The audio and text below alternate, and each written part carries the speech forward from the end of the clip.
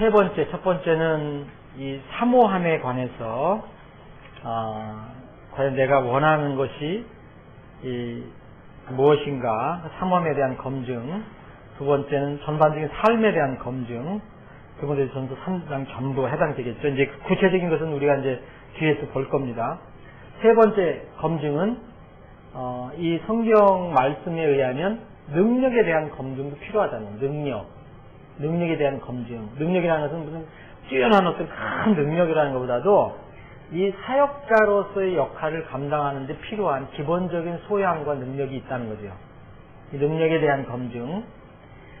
그런데 이제 능력에 대한 검증은 두려워할 거 없다는 거예요, 우리가. 왜냐하면 하나님께서 임명하시고 하나님께서 부르셨다면 원리가 이겁니다. 하나님께서 무슨 일을 시키신다면 절대 그 일을 할 수 없는 사람을 부르시지 않는다는 거예요. 만약 그렇게 부르셨다면은 그것을 다 준비하게 하신다는 거죠. 준비하게 하신다. 자, 그 소명받은 사람은 분명히 그 소명을 할 수 있는 최소한의 준비를 갖춰주신다. 그래서 최소한의 열정과 능력을 갖춰주신다. 열정과 능력을 갖춰주신다. 최소한도. 얘가 이제 그 출애굽기 31장에 보면 모세를 통해서 이스라엘 백성에게 성막을 이제 지으라고 말씀하십니다. 근데 거기에 일꾼 하나가 있는데 부살레엘이라는 사람이 있습니다. 이 부살레엘은 하나님께서 능력을 주십니다. 능력을 주셔서 그 일을 감당할 수 있다고 이렇게 나옵니다. 이제 부살레엘이 처음서부터 그런 게 아니고 하나님께서 이 귀한 일을 할 수 있도록 이 부살레엘을 불러서 그에게 이 일을 하기 전에 미리 무엇을 갖춰주신다 그랬어요. 출애굽기 31장 보면 아홀리압하고 부살레엘이 있는데 부살레엘을 보면 출애굽기 31장 2절 보면 내가 유다 지파에 속한 훌의 손자 우리의 아들 부살레엘을 지명하여 부르고 지혜와 명철과 지식과 온갖 기술에서 하나님의 영으로 그를 충만하게 하여 그렇습니다. 네. 하나님께서 이렇게 미리 준비하신다는 겁니다. 준비해 주시는 거예요. 부살레엘을. 그래서 이 부살레엘은 특별히 뭘 했습니까? 이제 아주 정교한 그런 일을, 금과 은 노수하는 거, 아주 세미한 이런 일들을 하게 했어요. 그래서 기술을, 아주 정교한 기술이 필요했는데 하나님께서 이런 지혜, 명철, 지식, 온갖 기술에게 이것을 감당할 수 있도록 하나님의 영으로 그를 충만하게 해주신 뒤에 일을 시키셨다는 거죠. 그러니까 능력에 대해서 우리가 두려워할 건 없어요. 나는 능력이 없는데. 근데 먼저 그게 능력이 문제가 아니고 하나님께서 부르셨느냐가 더 먼저입니다. 소망하는 걸. 가끔 사람들의 기준으로는 적합치 않은 것처럼 보이는 사람이 있어요. 이런 사람들이 부르심을 받은 것처럼 이렇게 보일 때도 있는데, 그것은 우리 인간적인 눈으로 보이는 거고, 하나님께서 목회자의 일을 할 수 없는 사람을 목회자로 부르시다는 게 원리예요. 목회자의 일을 할 수 없는 사람을 목회자로 부를 수가 없다는 거예요, 하나님께서. 되도록 성격이 급합니다. 감정이 심합니다. 그래도 하나님께서 그를 목회자로 사용하실 수 없는데도 불구하고 목회자를 부르신 건 아니라는 거예요. 하나님께서 볼 때 그가 여러 가지 부족한 점이 있어도 충분히 목회자로 할 수 있기 때문에 베드로를 부르신 겁니다. 목회자의 일을 할 수 없는 사람을 목회자로 부르시지 않는다는 거예요. 원리가 그렇습니다. 부살레의 원리. 그러면 하나님께서 목회자로 부르실 때에 그 목회자가 갖추어야 될 어떤 능력이 있다면 뭐가 있느냐? 디모데전서 3장 2절에 보면 이 조건 중에 하나가 뭡니까? 가르치는 재능이 있으며라고 그랬잖아요. apt to teach라고 그랬어요. 가르치는 능력이 있으며라고 했어요. 잠깐만, 저는 가르치기는 잘 못하는데요. 근데 왜 이게 꼭 있어야 되느냐면, 여러분 구약에 있는 대언자들은 하나님께서 직접 말씀을 그때그때마다 계시를 해주셨어요. 대언을 해주셨어요. 그래서 이것이 다 이제 성경이 된 거 아닙니까? 근데 모세의 경우는 혹시 가르칠 수 없어도 상관이 없어요. 왜냐면 그때마다 주님께서 그 입에다가 계시 말씀 주셨기 때문에. 그래서 하나님께서는 이 구약 배언자들이나 하나님 일꾼들에게는 직접 말씀하시는 것이 많습니다. 신약의 사역자들은 좀 틀려요. 왜? 하나님께서 이제 구약의 배언자들 일꾼처럼 말하신 게 아니고 이미 그 말씀하신 것을 다 기록을 하셔서 그것을 우리에게 주셨습니다. 그러면 우리는 이것을 그때마다 하나님의 음성을 듣고 누구한테 얘기하는 게 아니고 이미 그 음성이 기록된 것을 우리가 전하려면 이 성경 말씀을 그래도 기본적으로는 이렇게 전할 수 있어야 된다는 거예요. 꼭 가르쳐서 꼭 교수처럼 유명한 이게 유명 강사처럼 이렇게 못하더라도 기본적으로 지금 하나님께서 음성을 들려주시지 않기 때문에 이 성경 말씀을 그래도 기본적으로 가르칠 수 있어야 된다는 거죠. 그걸 얘기하는 겁니다. 이건 기본이죠. 기본. 누가 저 사람 뛰어나게 가르쳐, 나는 이게 좀 부족해. 이런 게 아니고, 기본적으로 누군가는 가르칠 수 있어야 된다. 성경을 알면 가르칠 수 있잖아요. 가르칠 수 있어야 한다. 그리고, 디도서 1장 9절에 보면, 이것도, 할 수 있어야 한다는 그런 것 때문에 그러는데, 디도서 1장 9절에 보면, 자기가 가르침을 받은 대로 신실한 말씀을 굳게 붙들어야 하리니 이것은 그가 반박하는 자들을 건전한 교리로 능히 권면하고 확신하게 하려 함이라. 그래서 여기 보면 에이블이라는 말씀인데 이게 이제 능력과 관련되는 거죠. 에이블. 그래서 성도들을 오류에서 보호할 수 있어야 된다는 거죠. 목회자로 만약 이렇게 부르심 받았다면 그 능력에 대한 검증이 성도들을 오류에서 보호할 수 있어야 한다. 물론 이제 성도들을 교정 훈련시킬 수도 있어야죠. 디모데전서 5장 20절에 보면 이런 말씀이 있습니다. 죄 짓는 자들을 모든 사람들 앞에서 꾸짖어 다른 사람들을 두려워하게 하라. 성도들을 교정 훈련시킬 수도 있어야 된다는 거죠. 그걸 어떻게 적극적으로 하느냐, 소극적으로 하느냐 이런 걸 얘기하는 게 아니고 기본적으로는 갖춰져 있어야 된다는 거죠. 디모데후서 2장 2절에 보면 또 이게 이제 그 복음을 전하는 그런 원칙인데 내가 많은 증인들 가운데서 내게 들은 것 바로 그것들을 그러니까 여기서 내라는 것은 디모데를 얘기하는 거고요. 나라는 것은 여기서 내게라는 여기 나는 누굽니까? 바울 사도죠. 바울 사도로부터 배운 것, 너 디모데는 나한테 배운 그것들을 신실한 사람들에게 맡겨야 한다. 맡기라. 그들이 또한 다른 사람들을 가르칠 수 있으리라. 가르칠 수 있으리라 그랬어요. 있으리라. 여기도 에이블이 나오고. 에이블. 이것도 일종의 이렇게 어떤 그 능력이라 보면 일꾼들을 이제 양육할 수 있어야 한다는 거죠. 사람들을 양육할 수 있어야 한다. 아까 우리가 사도행전 20장 28절을 봤는데, 이거는 또 뭐 하냐면, 주님의 양떼를 잘 먹이라고 그랬잖아요. 그래서 주님의 양떼를 잘 먹이고 돌볼 수 있어야 한다. 주님의 양떼를 잘 먹이고 돌볼 수 있어야 한다. 이게 능력에 대한 검증입니다. 처음에 이걸 검증한다는 것은 쉽지 않죠. 근데 본인이 정말 하나님의 부르심을 받았다면 최소한 이런 것을 내가 해야 된다는 것을 알아야 되죠. 반대자들과 방해자들을 또 잘 대응하고 말씀으로 설득할 수 있어야 한다. 보면 디모데후서 2장 거기에 25절 보면 자신을 대적하는 자들을 온유함으로 일깨워 주어야 하리라. 혹시 하나님께서 그들에게 해계를 허락하사 진리를 인정하게 하시니 이것은 마귀 뜻대로 마귀에게 사로잡힌 자들이 마귀의 올무에서부터 자신을 되찾게 하려 함이라. 그래서 일깨워 줄 수 있어야 한다는 거죠. 그래서 대응하고 말씀으로 설득할 수 있어야 한다. 디도서 1장 9절도 아까 말씀드린 그 말씀입니다. 이제 그러한 교류 능히 권면할 수 있어야 된다는 거죠. 능히 권면할 수 있어야 된다. 2장 8절도 그런 비슷한 말씀이고요. 이것은 능력에 대한 검증이라고 볼 수 있습니다. 그래서 이 디모데전서 3장은 이제 그 성격대로 조금 나누는 겁니다. 지금 그냥 쭉 디모데전서 3장을 뭐 사모한다, 그 다음에 책망받을 것이 없다, 하나님 남편이다, 이렇게 쭉 순서대로 하는 게 아니고 이 성격, 그 조건의 그 자격의 성격대로 한번 나눠보는 겁니다.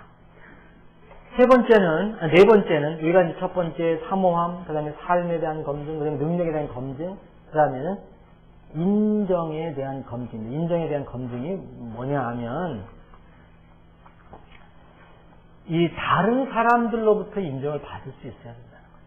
최소한도 다른 사람들로부터 인정에 대한 검증이다. 여러분, 그 바울 사도와 바울과 바나바가 최초의 선교사로 이제 뽑혀서 이제 임명을 받아서 파송을 받습니다. 거기에 이제 사도행전 13장에 보면 사도행전 13장에서 안디옥 교회가 최초로 이 일을 감당하게 되는데, 여기서 이 두 사람만 있는 게 아니고요.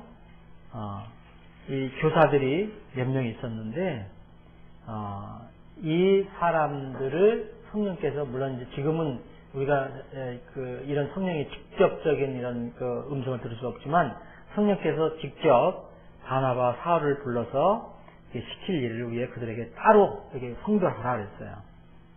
그런데 여기서 누가 일을 마지막으로 했느냐면 안수해서 보낸 것은 바로 교회가 했습니다. 교회가. 그래서 거기서 그 교회들이 금식하고 안수해서 그들을 보내게 됩니다. 성령님의 명령을 받고 그렇게 해서 보내게 됩니다. 그래서 이걸 보면 이제 일반적으로 개인이 주님의 부르심이나 부담을 느끼면 그를 가장 잘 아는 성도들, 지체들, 이게 누굽니까?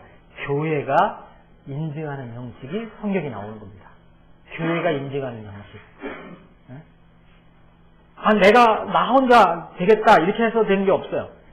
거의 다 교회에서 인증이 됩니다. 인증이. 그래서 여러분, 안수는 교회에서 받는 겁니다. 교단에서 받는 게 아니에요. 성경 그 어느 곳에도 교단에서 받는다는 거 없습니다. 안수 어디서 했습니까, 지금? 여러분, 사도행전 13장 3절 누가 안수했습니까? 교회에서 했습니다. 교회에서 안수해서 보냈습니다. 성령님께서 바울과 바나바를 부르셨을 때 그 교회가 누구죠? 안디옥 교회. 지금 제가 39페이지 하는 겁니다. 제일 위에. 안디옥 교회는 즉시 그 부르심을 인정하고. 누가 인정해 줬습니까? 교회가 인정해 주군요. 성령께서 세우라고 했잖아요. 성령께서 뽑으신 거예요. 그런데 교회가 있어서 인정해 줬다는 거예요.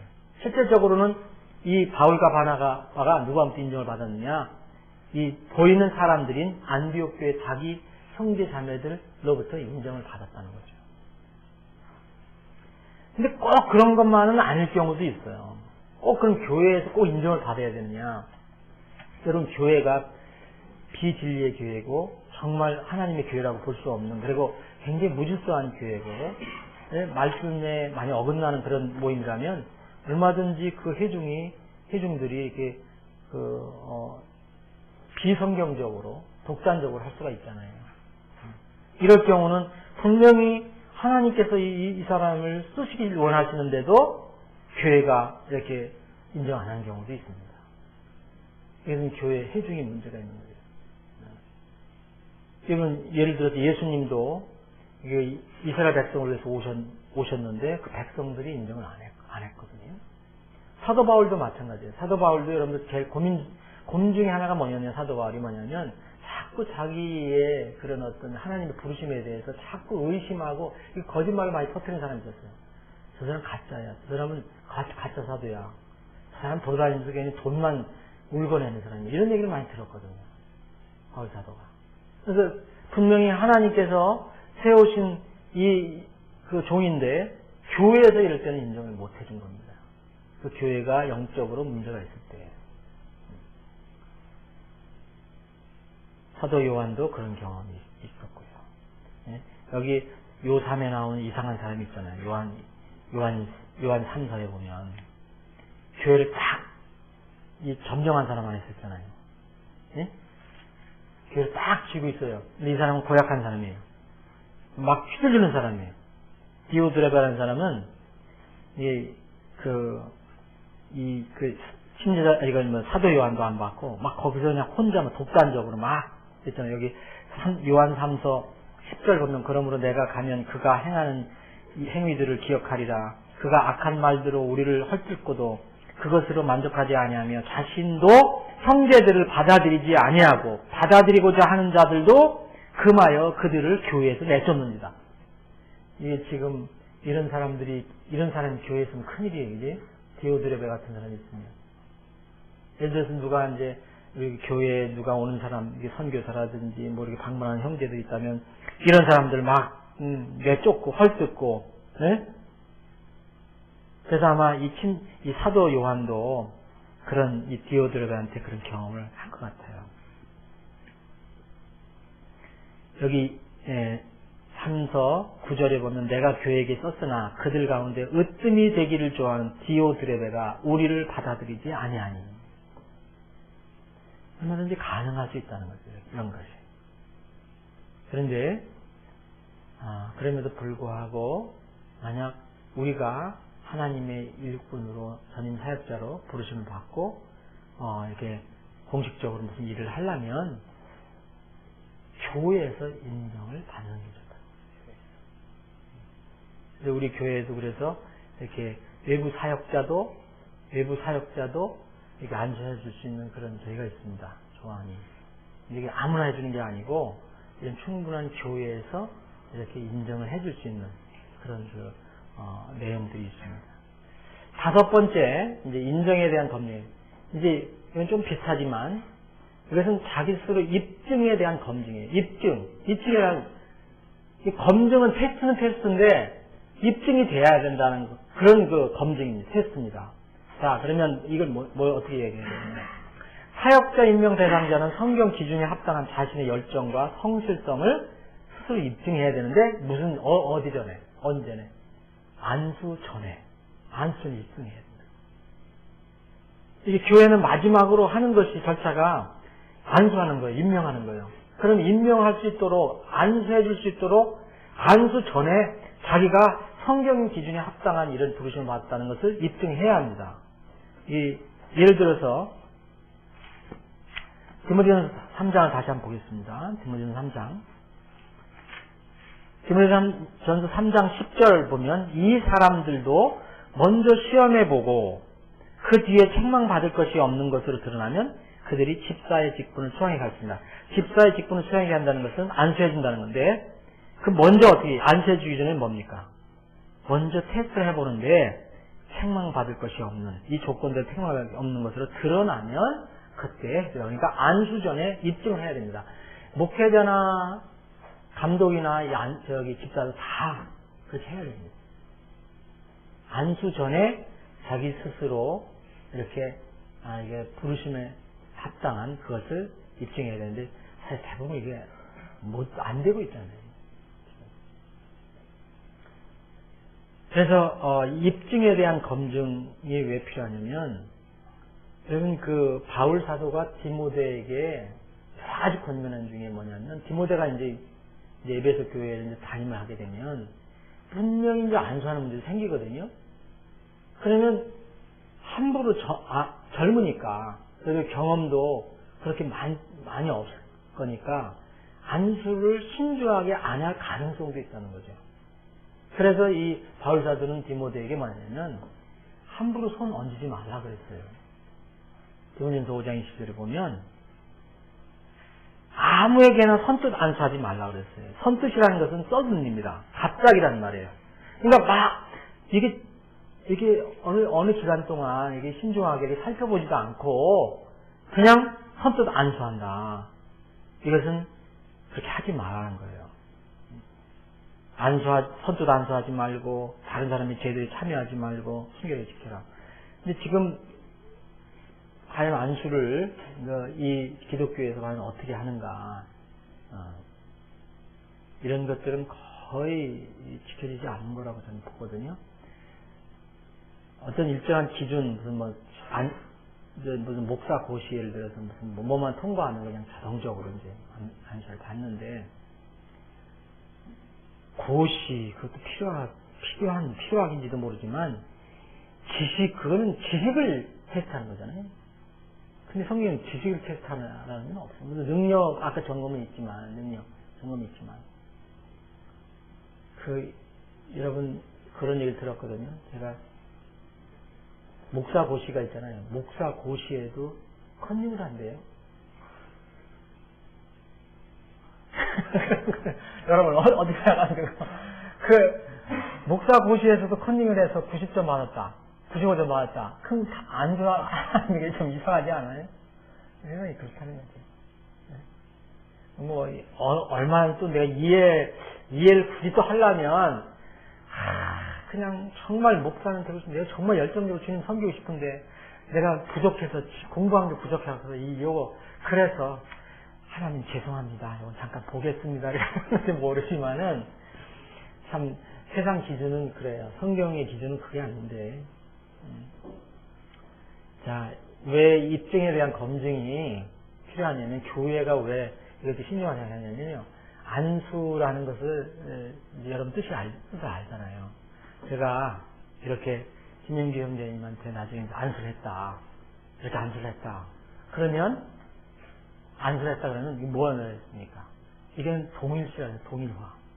내가 안수하는 사람과 안수 받는 사람이 하나입니다, 이거거든요. 이 부분에 대해서는 하나입니다. 그러면 김영규 형제님을 이제 지역교회 목회자로 안수를 한다면 그 목회자 김현규와 내가 안수한 사람은 같습니다.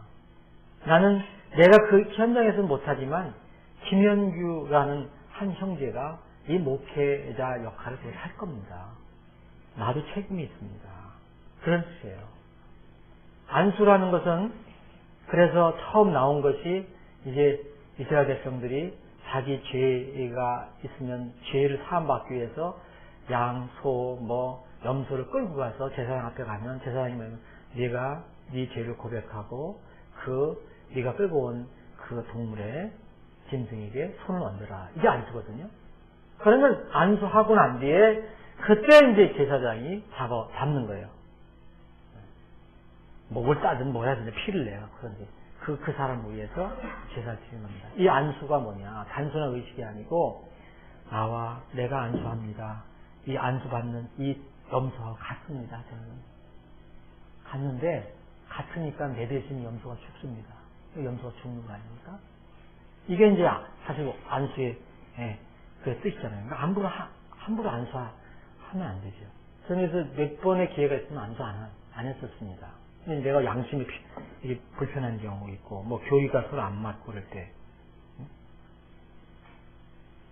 잘못하면은, 특히 이제 어떤 무질서하고, 어떤 삶에 대한 이 검증이 안 된 이런 경우 안수하면 내가 똑같다는 것을 인정하는 거예요. 제가 한번 말씀드렸잖아요. 제가 안수를 받을 때 제가 1시간 이상 이게 테스트를 받았는데, 하는 얘기가 뭐냐면, 만약 성경의 기준대로 당신이 이렇게 이 성경의 기준에서 많이 떨어져 나가면 그때는 우리가 당신에게 패스터십 안수한 이것은 캔슬입니다. 리보크합니다. 이런 얘기를 했어요.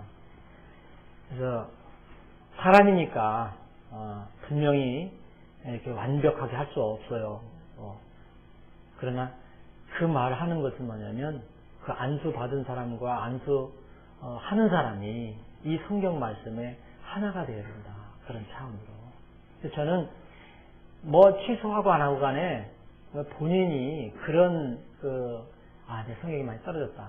성경에서 내가 이것을 너무 이제 성경 기준과 너무 멀어졌다. 내가 이것은 크게 이건 범했다. 그러면 본인 스스로 내려놔야 된다고 생각해요. 내려놔야 돼. 아니야, 불행한 얘기지만, 이혼을 하면, 목회 빨리 내려놔야 됩니다.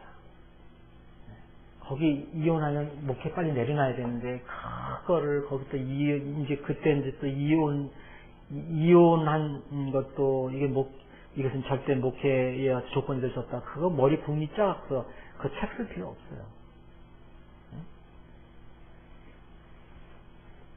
그런 사람이 있잖아요.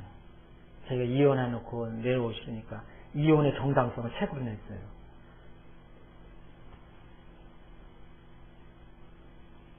입증에 대한 그런 검증이 필요하다.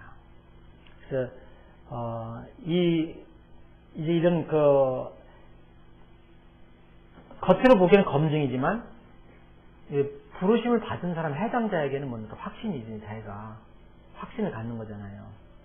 검증은 남이 해주고 본인도 검증할 수 있지만, 근데 이 확신을 어떻게 갖느냐? 하나님의 말씀을 통해서 이렇게 이루어지는 것입니다. 부족한 게 많고 연약한 것도 많지만 그래도 하나님께서 나를 분명히 이렇게 부르시고, 또 내가 이 일 외에는 내가 기쁜 일이 없다. 난 정말 이 일을 해야 되겠다. 그런 거라면 분명히 여러분은 부르신 거라고 저는 생각하거든요. 어떤 목사님은 제가 얘기했는데 로마서 10장 15절부터 17절까지 있는 말씀, 그걸 가지고 제가 확신을 가졌다는 거예요. 왜냐하면 자기는 이 참 가장 아름다운 자기 발은 더럽지만 자기가 그렇게 복음을 전하고 그 영혼들 위해서 이렇게 일하고 하는 게 참 이게 보람 있고 그랬기 때문에 그 로마서 10장 15절 17절까지는 뭡니까? 이게 보내심을 받은 사람, 그 발이 참 아름답다. 그런 얘기거든요. 여러분들은 나름대로 다 말씀에 대한 어떤 확신이 있을 것입니다. 자, 그 다음에 하나님께서 세우신 사역자, 그러면 이제 기준을 볼 겁니다. 이게 검증을 한 거고요. 지금은 하나님께서 세우신 사역자, 목회자의 자격 기준을 보겠습니다. 스탠다드, 자격 기준. 그래도 하나님께서 어떤 기준을 세워놓으셨잖아요. 스탠다드를 보겠습니다. 하나님께서는 항상입니다. 항상 예외 없어요. 신약이나 구약이나 항상 사람들을 인도하는 지도자에 대한 무슨 기준이냐? 비교적 높은 기준을 요구합니다.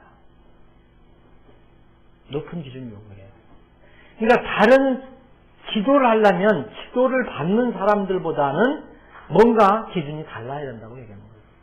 이거는 이스라엘 민족하고 똑같거든요. 이스라엘 민족이 이 모든 민족으로부터 선택을 받았어요. 그래서 선민이라고 했어요. 그래서 다른 민족에게 이스라엘 민족이 지도자 역할을 해야 되고 본을 보여야 됩니다. 그래서 이스라엘 민족에게 많은 기준을 줬어요. 그게 율법입니다. 율법. 내가 거룩하니 너희들도 거룩하라. 다른 민족들은 율법이 없어요. 이스라엘 민족은 하나님께서 세우신 어떤 지금 같은 민족적으로 보면 사역자라고 한다면 그래서 그 기준이 있었다는 거죠. 여기 예를 들어 왔는데 레위인 같으면은 특별한 레위인은 왜 높은 기준이 필요합니까? 레위인은 12지파 중에서 하나님의 일을 전담해서 하는 거예요. 하나님 거룩한 일을 전담해서 하는 거예요. 그 레위인은 다른 사람하고 다른 지파하고 틀려야 됩니다. 레위. 그리고 신명기 17장에 보면 왕의 규범이에요. 왕들은 어떻게 해야 될 것이냐. 다른 사람들 다스리려면 그 다스리는 왕은 어떻게 해야 될 거냐. 그러면 여러분 이 사역자들은 무슨 뭐를 위해서 있는 겁니까? 아까 에베소서 우리가 본 거 이 사역자들은 주님의 교회를 위해서 주신 거예요. 개인을 위해 주신 것이 아닙니다.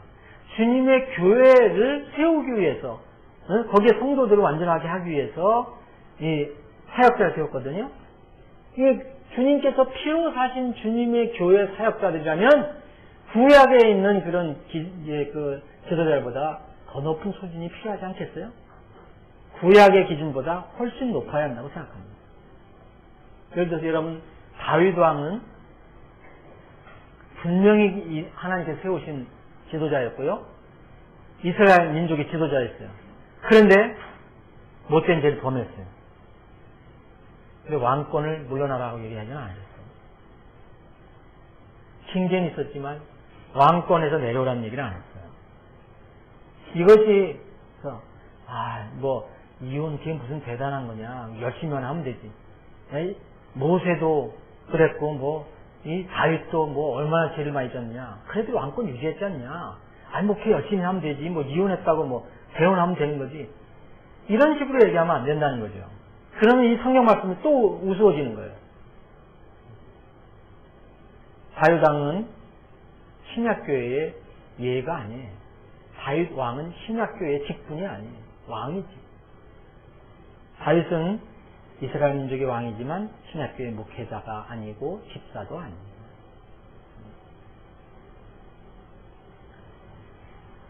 목회자의 자격, 이제 그 자격에 대해서 이제 우리가 논하기 전에 이제 목회자의 자격 기준을 얘기하는 겁니다. 그러면 목회자의 자격 기준이 아닌 걸 먼저 보자는 거예요. 이제 목회자의 기준이 엄청나게 많이 나와요. 그 전에 아닌 거를 먼저 보자는 거예요. 아닌 거. 첫 번째, 사도행전 4장 13절 보면 이거를 근거로 해서 여러분들이 한번 어떤 내용인가 한번 유추를 한번 해보시기 바랍니다.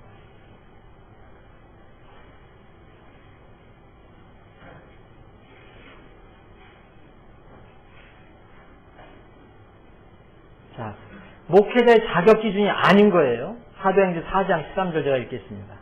이제 저들이 베드로와 요한의 담대함을 보고 그들이 학문 없는 무식한 사람인 줄로 알았으므로 이상히 여기며 또 그들이 전에 예수님과 함께 있던 줄도 알게 되고 그랬어요. 여기 보면 베드로와 요한을 사람들이 알고 있거든요.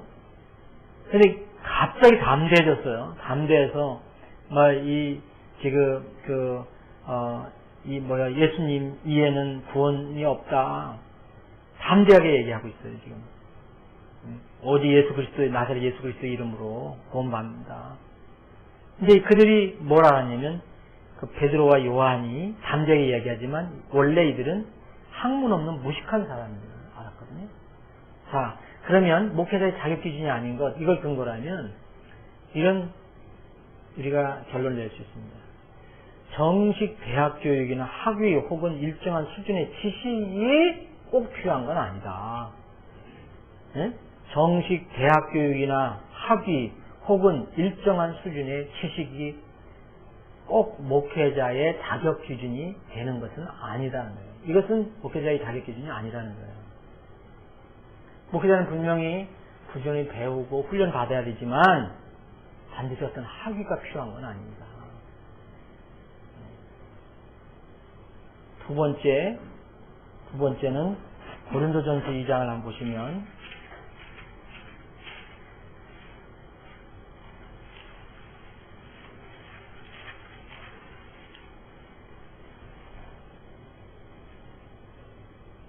고린도전서 2장 3절 4절 내가 약하고 두려워하고 심히 떨면서 너희와 함께 있습니다. 또 나의 말과 나의 복음 선포를 사람이 지혜에 유혹하는 말들로 하지 아니하고 성령과 권능을 실증함으로 하였으니 이것은 너희의 믿음이 사람들의 지혜 안에 서지 아니하고 오직 하나님의 권능 안에 서게 하려 함이니라. 이것은 뭘 얘기합니까? 하나 더 보겠습니다. 고린도후서 10장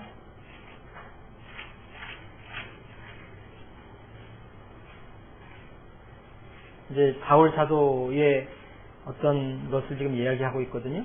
고린도 10장 10절 세상 사람들이 바울 사도를 보고 이렇게 얘기했다는 거예요. 그들이 말하기를 그의 편지는 무게가 있고 힘이 있으나 그가 몸으로 함께 할 때는 약하고 그의 말도 형편없다 하는도다. 이제 여기에 이제 로마서 2장 11절, 에베소 6장, 베드로전서 1장 17절, 야고보서 2장 1절, 고린도서 3장 20절 이게 다 뭐냐면 하나님은 뭘 보시지 않는다? 외모를 보시지 않는다는 거예요. 그러니까 목회자의 자격 기준이 외모 아닙니다. 이건 당연하죠. 이거 건장하냐, 멋있느냐, 아니 너무 왜소해서 안 된다, 키가 작다, 크다, 이거 아무 의미가 없다는 거예요. 목회자의 자격은. 그 다음에 또 하나 우리가 많이 생각하는 게 있는데 배경입니다. 배경은 다른 말로 하면 또 족보라고도 될 수 있는데 디모데전서 1장 4절, 디모데전서 3장 9절은 족보 절대 교회에 따지지 말라고 그랬어요. 배경이 좋고 나쁘고 어떻든 간에 이 목회자의 자격 기준이 될 수가 없습니다. 사도행전 3장 6절에 보면 사도행전 3장 6절은 이 안전뱅이를 이렇게 날 때부터 모태로부터 걷지 못하는 안진뱅이를 이제 베드로와 요한이, 특히 이제 베드로가 이제 그 만났을 때, 성전에 올라갈 때 그 앞에서 구걸하는 그 안진뱅이를 보고 이렇게 얘기한 거 아닙니까? 은과 금은 내가 얻거니와 내게 있는 것을 내게 주노니 나사렛 예수 그리스도 이름으로 일어나 걸어라. 세상의 부도 아무 복귀자의 자격 기준이 아닙니다. 세상의 부. 또 우리가 많이 생각할 수 있는 것이 뭐냐면, 목회자 하면 설교를 잘해야 된다. 참 그래야 사람들도 많이 모이고 설교를 잘해야 된다. 언변이 있어야 된다. 언변 혹은 웅변술인데, 고린도후서 10장 1절에 바울 사도가 여러분 말 잘했을 것 같아요. 바울 사도의 고백, 그 세상 사람들이 아까 얘기했잖아요. 어떤 교회에서 이런 사람들이 얘기했잖아요. 고린도후서 10장 1절에 말을 더듬거리고 잘 못한다는 거예요.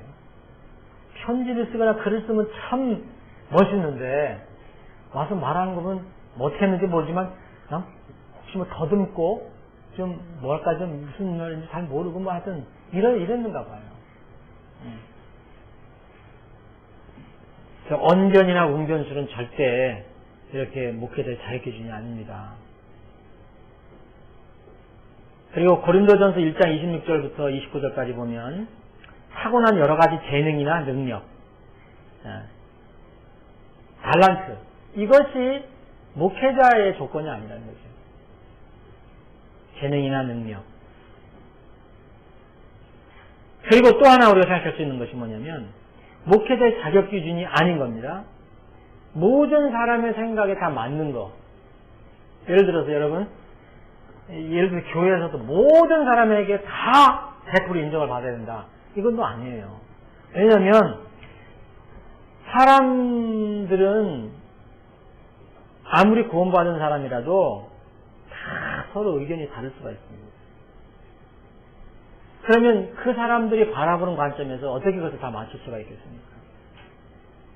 목회자가 책망받지 말아야 될 것은 뭐냐면, 하나님 말씀의 근거로 해서 책망받지 말아야지, 어떤 사람은 개개인의 감정이나 선호에 따라서 책망받지 못한다는, 책망받을 것이 없다고 얘기해서는 안 됩니다. 어떤 사람은 성경적인 기준 아닌 거 가지고도 목회자를 나무라니 이렇게 욕하는 사람도 있거든요. 불평 갖는 사람이 있거든요. 그런 것은 아니라는 거죠. 자, 이제 목회자의 이제 자격 기준을 본격적으로 봅니다. 이제 자격 기준을 이제 성경에서 얘기한 대로 이제 봅니다. 자, 우선 자격 기준을 보기 전에 여러분들 이제 이렇게 하고 나니까, 진짜 내가 이거 자격이 되겠어? 이거 할 수 있겠어? 그런 생각이 혹시 들까 봐서 제가 다시 한번 말씀을 드리겠습니다. 혹시 자격 기준이 아닌 것 중에서요. 네. 나이도 상관없어요. 그런 게 없으니까. 한국에서는 나이가 참, 여기서는 그게 많이 다르는 것 같아요. 그래서 한국에서는 그게 이제 노련과 경험 이런 것 때문에 했는데, 아시는 것처럼, 이 스콜전 목사는 10몇 살서부터 설교를 시작했죠? 대부분의 이제 그런 훌륭한 그런 설교자들은 일찍 했고요. 20대 한 경우는 참 많고요. 20대 한 경우는 많고. 근데 한국에서 나이를 얘기할 때 어떤 경우가 있는가? 안수를 잘 안 주나요? 나이 젊은 사람은? 그건 그 규정이 있어요? 그거는 규정이지 성경의 자격 기준은 없어요. 디모데가 몇 살이었는지 모르지만 하여튼 젊다고 나이 적다고 좀 많이 무시를 당한 것 같아요. 이게 바울 사도의 말씀에 의하면 이게 너 없인 얘기는 당하지 마라. 담대하게 하라. 다른 사람들이 너 어리다고 깔보지 못하게 하라. 그 나이는 절대로 나이도 이렇게 자격 기준이 안 됩니다. 물론 교회 내에서 이제 이런 기준에 너무 어리면 경험도 없고 분별력도 좀 약하고 그러니까 경험을 쌓은 뒤에 이렇게 하라 그런 차원에서는 모르지만 성경에서는 나이는 자격 기준이 아니라고 생각합니다. 더 말씀을 또 드리면 그럼 내가 이런 무슨 검증, 뭐 이런 거 보면 정말 내가 이렇게 할 수 있겠는가. 다시 말씀드리면, 혹시 여러분들 그럴까 높아하시면서. 여러분, 누구나 하나님의 사역자가 되려고 하는 사람들은 자신의 연약함이나 이런 부족함을 느끼지 않는 사람은 하나도 없습니다. 만약 나는 됐어, 나는 이제 꼭 목회자 될 만해. 이런 사람이라면 오히려 그만둬야 돼요. 저는 그렇게 생각해요. 확신은 어디서 오는 겁니까? 자기 자신에서 오는 거 아니에요. 난 이 정도면 됐어. 이게 아니고요. 내가 누구를 의지하고 신뢰하는가, 거기에 달려있는 거죠. 우리가 누구를 의지하느냐 이거예요. 누구를 신뢰하느냐 이거예요. 거기에 따라서 우리는 목회자의 자격을 내가 스스로 가름해야 되는 거예요. 내가 정말 뛰어나고 훌륭해서 목회자의 자격이 되는 게 아니고 주님과의 관계, 그리고 혼들에 관한 관계, 그리고 내가 궁극적으로는 누구의 능력으로 이 일을 할 건가. 말씀드렸잖아요. 하나님께서 부르시면 반드시 그 일을 시키시면 그 일을 할 수 있는 능력을 갖춰주시고서 일을 시키지, 그러지 않은 상태 한 번도 없다니까요. 그럼 하나님의 속성상 불가능한 겁니다.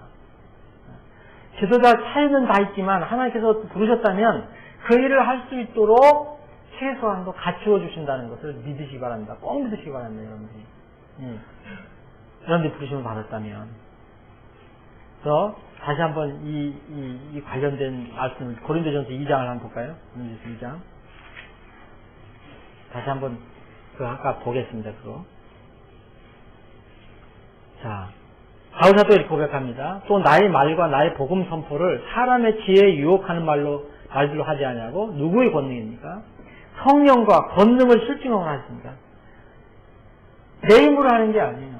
내 힘으로 하는 게 아니에요. 고린도후서 3장. 고린도후서 3장.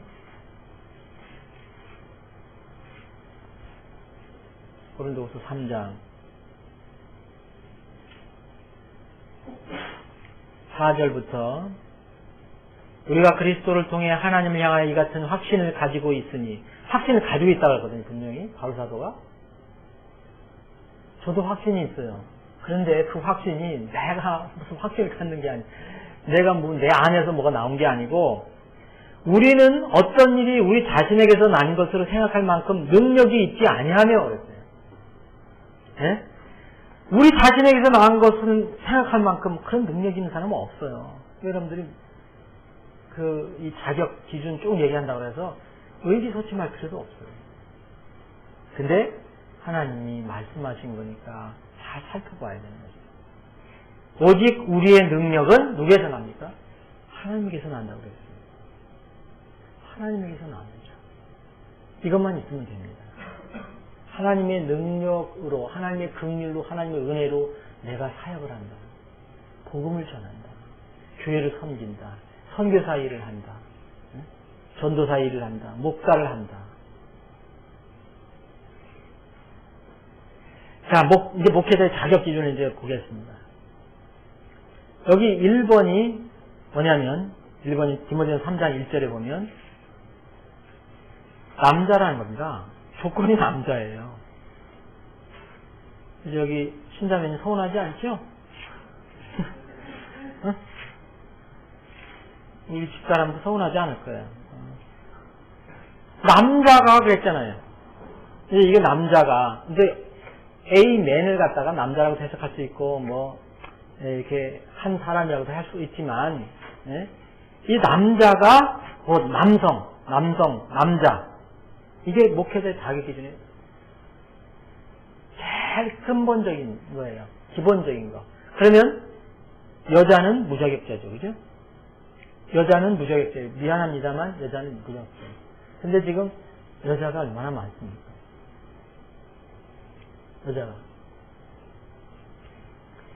저는 여기 이제 1번 남성인데 여기에 마이너스 1번이 하나 있다고 생각하면 목회자의 자격 기준에는 마이너스 1번. 이게 기본적인 거지만은 절대로 마이너스 1번이라고 했다면 절대로 자기 자신의 구원에 관해서 조금이라도 의심이 있는 사람들은 연심인 사람은 안 된다. 자기 자신의 구원에 대해서 의문점을 가지고 있는 사람은 절대 목회자로 안수받아서는 안 된다. 그리고 임명해서도 안 돼요. 이 실제로 여러분 개인의 구원의 확신도 없고 이 사역한 사람들이 얼마나 많은지 여러분 아시죠? 네? 지금 직업적으로 한 사람들이 얼마나 많은지 아십니까? 성경에도 그런 사례가 너무 많고요. 아까 예레미야에 보면 내가 보내지 않는데도 자기들 가서 열심히 한다. 신약 개념으로 보면 눈먼 자가 눈먼 자를 인도하는 거예요. 똑같아요. 눈먼 자라면 그에 따라서 여러분들 우리가 교만한 게 아니고요.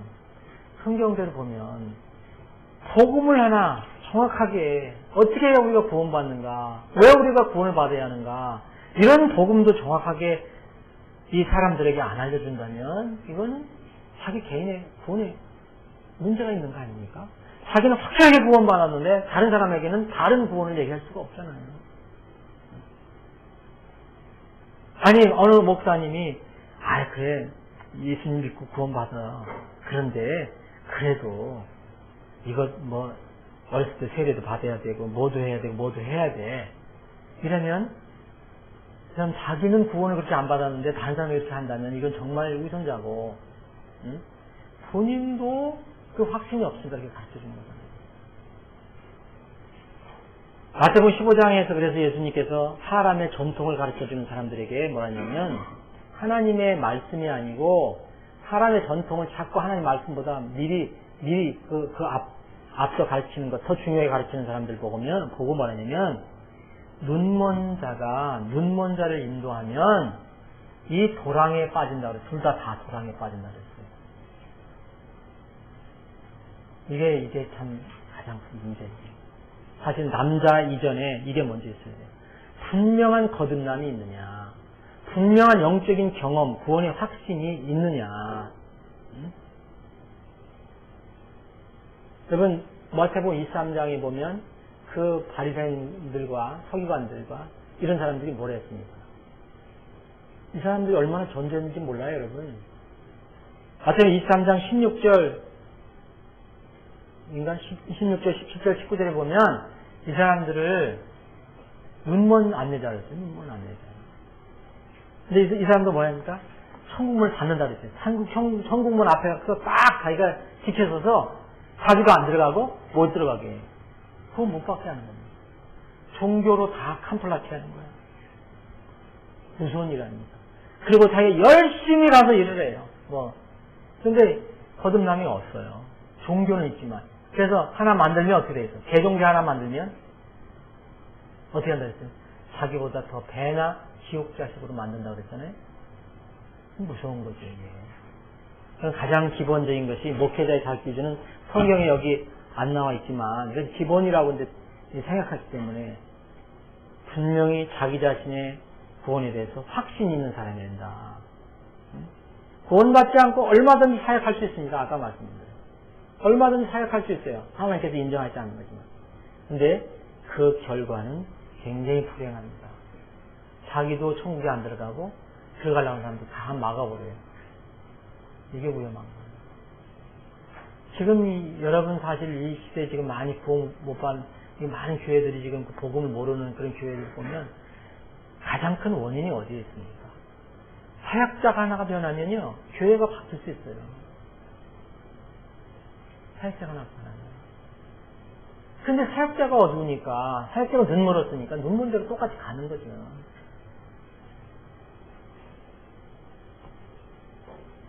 두 번째는 자격기준 항목에서 이제 남성은 기본적이고요. 자격기준 항목이 쭉 나오잖아요. 여기 두 번째 보면 책망받을 것이 없다 그랬어요. 책망받을 것이 없다라고 했어요. 근데 이 책망받을 것이 없는 부분을 이제 쭉 앞으로 이제 살펴볼 겁니다.